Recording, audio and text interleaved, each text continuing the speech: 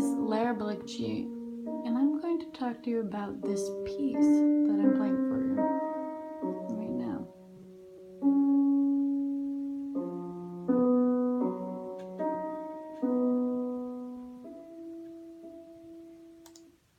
That's what I call the theme of Erik Satie's Variation, written in 1893. So, in case some of you aren't familiar, who is Erik Satie and what does he look like?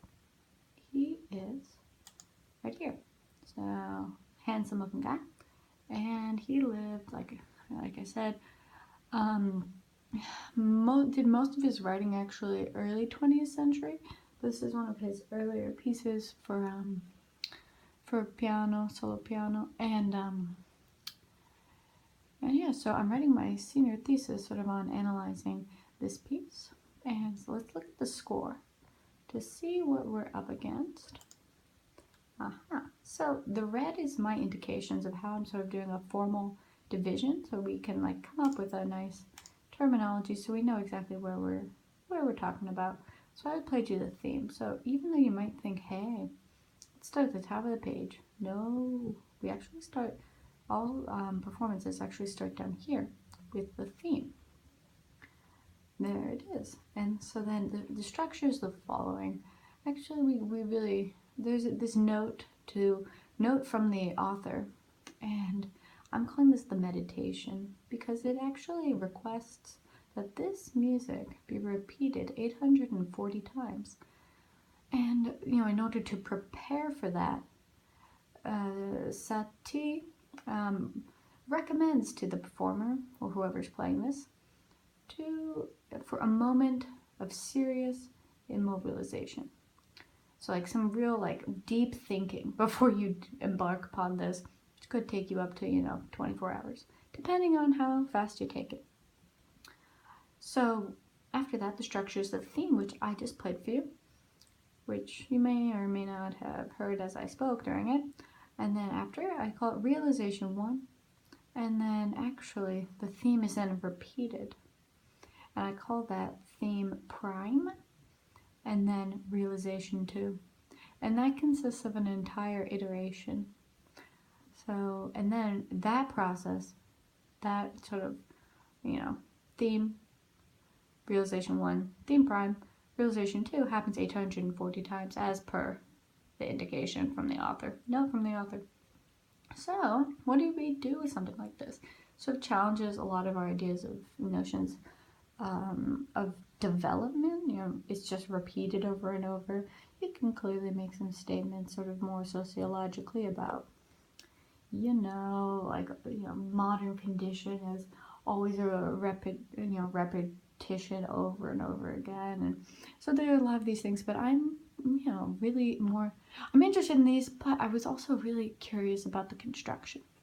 How are these things put together? You might notice that there are no bar lines here. There's what's going on? It seems to be in some ways mathematical, as was the Vogue. But what the heck? So something, in case you haven't realized from this, the theme is the baseline for realization 1 and realization 2. And actually everything that you hear are diminished triads in first inversion. And okay, I'm just gonna tell you what that is real quick, because this is a talk for everyone to understand. So triad, actually this is quite complicated just to explain, but you could just think of something with a lot of dissonance, a lot of crunchy notes. I'll just use my hand, crunchy notes. So yeah, notes that are very highly dissonant, don't sound pleasing necessarily together as per common notions of sonority. First inversion means, so triad, 3 notes in a triad. All these are 3 notes here, 3 notes here. Every invertible instance is always 3 notes, but and they're stacked in thirds through. So let's do the visualization of 3 little points up on separation of 3 on the stack. That means, and so basically the third of the triad is actually in the base. And so that has some interesting implications, which I do in my very long thesis, which I'm not going to bother you with right now. But, so that's just something very curious. Also, so I wanted you to just sort of be familiar with the piece, but as I see time has gotten along, I'll just tell you a little bit about what I've done. I won't be able to explain to you in depth because we're going to run out of time, but this is realization 1, this is realization 2. You might note that I've numbered all, it's a little hard to see from here, but I've numbered all of these triads, 1 to 17.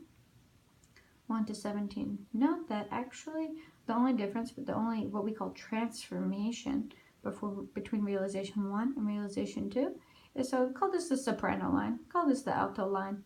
They actually do a swap-a-roo. They swap places. You can see the E flat up here. Okay, I know this is supposed to be for everyone, but you know what? We really should all know how to read music, right? So E flat is here. Drop it down an octave, it's here. That also has really interesting implications in the very long thesis, which again, not bothering you with, but so that's the transformation going on here. So you know how these two are related. So they actually all have the same root of the chord, which is the third, which is going to be, which actually swaps places with the alto and soprano part per each triad.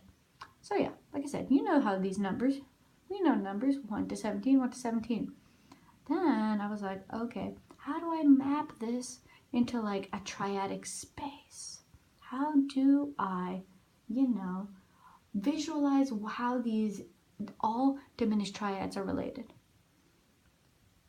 Ta-da! I draw this. And here you can see the numbers. Yeah, you see the numbers and they go. And each number corresponds with one of these triads. And so you can see sort of how, triads that share notes are connected. They share triangle points, and sort of then I map it through that. Since I only have 30 seconds left, I'm going to play a little bit more of this, and thank you for listening to my bed talk. Realization 1.